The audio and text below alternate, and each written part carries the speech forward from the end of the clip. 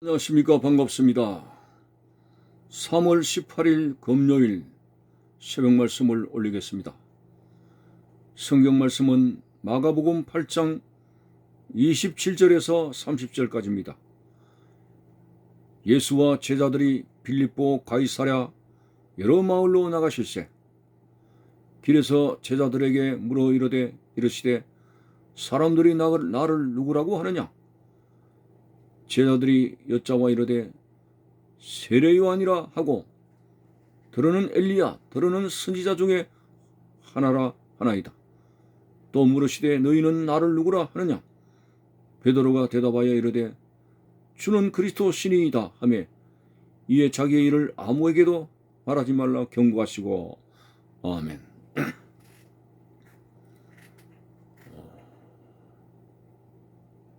예수님께서 소경의 눈을 떼어주시고 가이사랴 여러 마을로 복음을 전도하시러 제자들과 함께 다니셨습니다.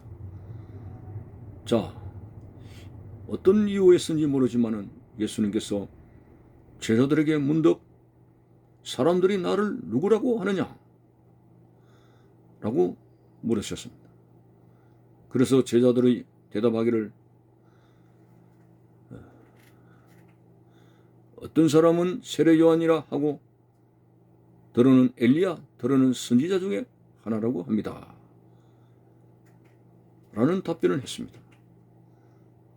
예수님께서 왜 갑자기 사람들이 나를 누구라고 하느냐라고 제자들에게 물으셨을까요?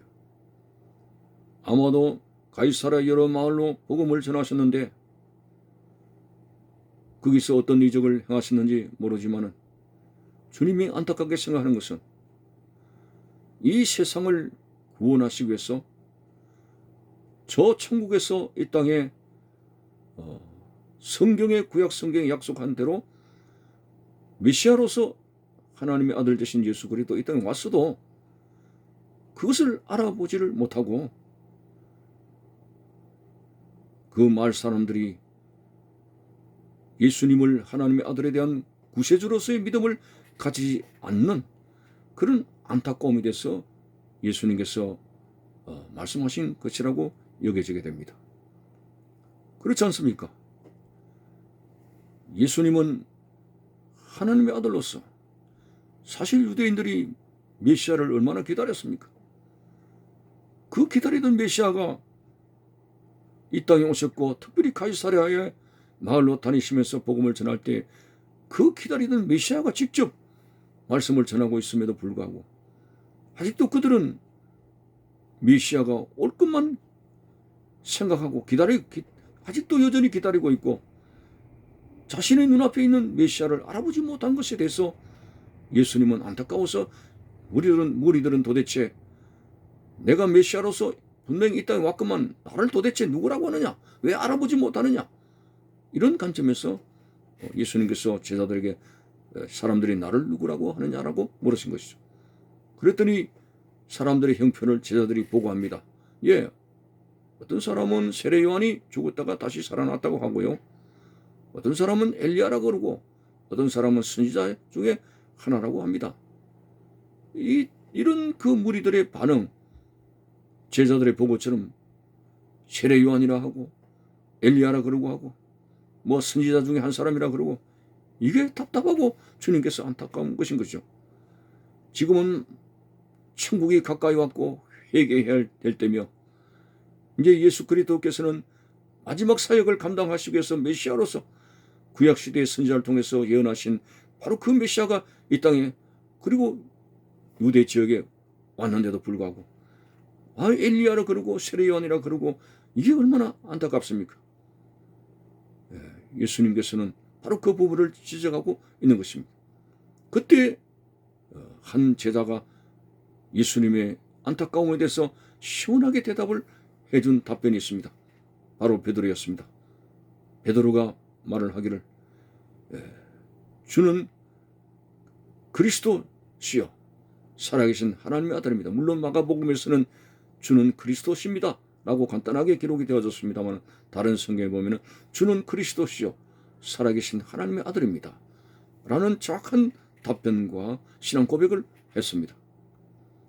자, 여러분, 예수님이 어떤 분인가 바로 알고 바로 믿어야 됩니다.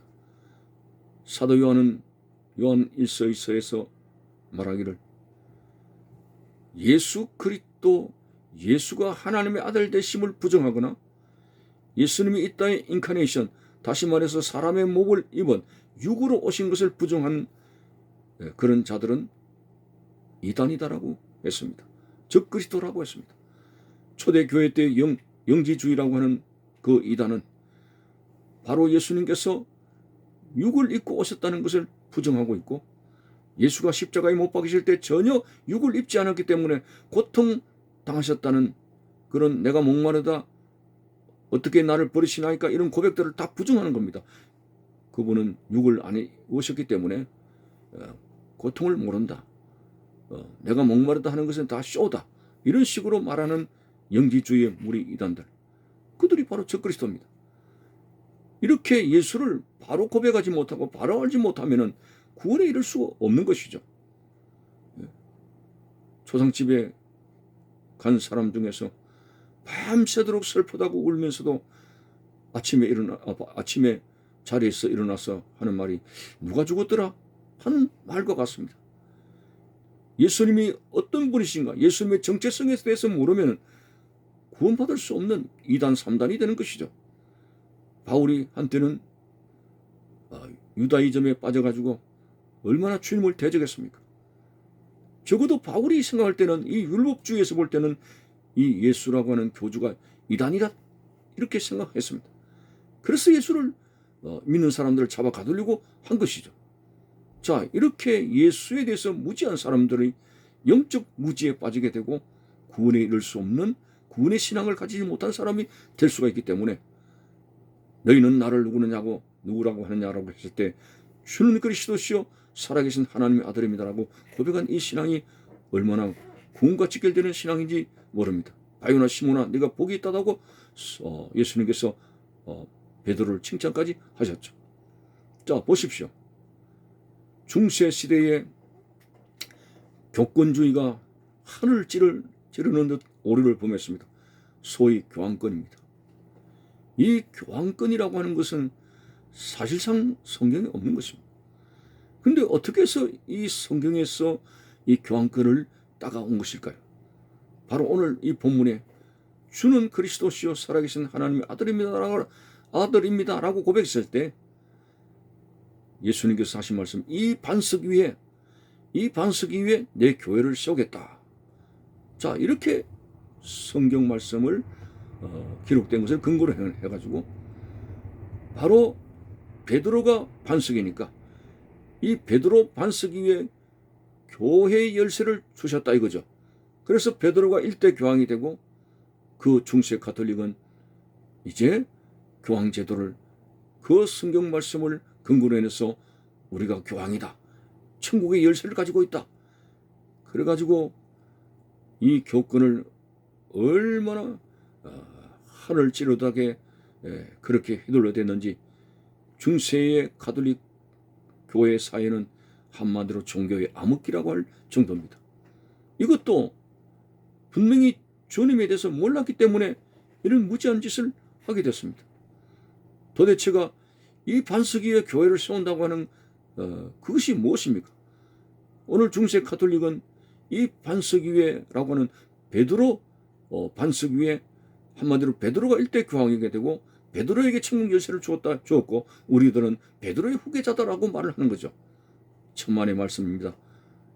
오늘 천주교 로마 가톨릭 교회의 무서운 맹점이 한번 살펴보겠습니다. 이 반석 위에 이 반석은 베드로를 말하는 것이 아닙니다. 물론 이 베드로가 예수님을 따르고 나서부터 시몬이라는 이름에서 베드로라고 하는 이름을 주님이 주셨어요. 다른 말로 개발하고 하죠. 이 베드로의 원어는 페트로스입니다. 페트로스도 물론 반석입니다. 반석. 이 반석 위에 교회를 세운다고 했는데 이 반석입니다. 근데 예수님께서 말씀하신 반석은 베드로 반석이 아닙니다. 이 반석 위에라고 예수님께서 말씀하신 그 반석의 원어는 페트라입니다. 페트라. 똑같이 반석이라도 이 반석, 다시 말해서 베드로가 주는 그리스도시요 살아계신 하나님의 아들입니다 고백한 그 반석 페트라는 큰 바위덩어리를 말합니다. 큰 바위덩어리, 땅에 심겨져서 흔들 수 없는 바위덩어리를 말합니다. 이것은 바로 베드로가 고백한 신앙 고백을 말하는 것이고, 베드로의 이름이 반석은 페트로스로 작은 돌멩이 정도를 말합니다. 그러니까 이 예수님께서 하신 반석이라는 말씀은 결코 베드로의 개인에 대한 그런 이름을 말하는 것이 아니고 주는 그리스도시요 살아계신 하나님의 아들입니다라고 고백하는 그 구원과 연결되는 튼튼한 반석을 이야기하는 것이죠. 그런데 중세 로마 가톨릭 교회에서는 이 베드로라고는 이 페트로스에다가 기인을 하고 일대 교황이라고 하니 이 어처구니 없는 성경 해석입니다. 그래서 오늘 우리는 성경을 바로 알고 예수에 대해서 분명히 바로 알아야 온전히 구원에 이르는 신앙생활을 할 수 있다는 사실 앞에서 여러분들도 예수님은 기복적인 신앙을 가지고 그런 육적인 것만 만족시키기 위해서 해결할 수 위해서 오신 분, 그럼 예수님의 잘못되게 하는 겁니다. 확실하게 그분은 성육신 하셨고 우리의 죄를 대속하시고 영생에 이르게 하시는 하나님의 아들로서 오신 그리스도라고 하는 사실을 분명히 고백하면서 그 그리스도에 대해서 바르게 고백하고 따라가는 참 신자가 되시기를 바라는 것입니다. 감사합니다.